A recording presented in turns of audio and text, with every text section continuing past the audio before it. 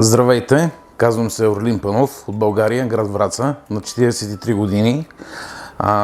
За болница Чорлува там разбрах от мой познат, който е бил тук, направил си интервенцията, същата ръкавна гастректомия и е останал изключително доволен. По тази причина, както виждате, реших да се подложа на операцията и аз.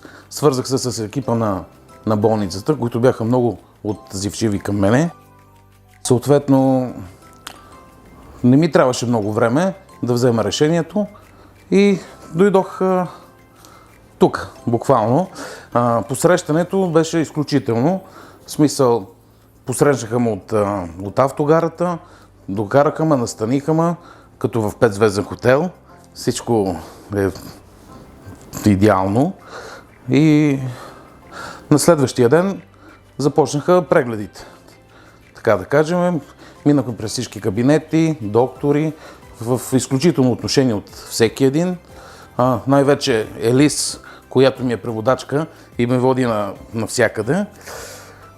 След като минаха изследванията, потвърдиха се, че абсолютно всичко е наред и може да се започне самата операция.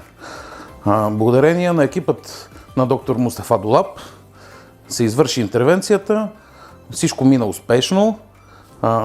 Екипът, който се грижи за мен е 24 часа, са на доста високо ниво, за което благодаря.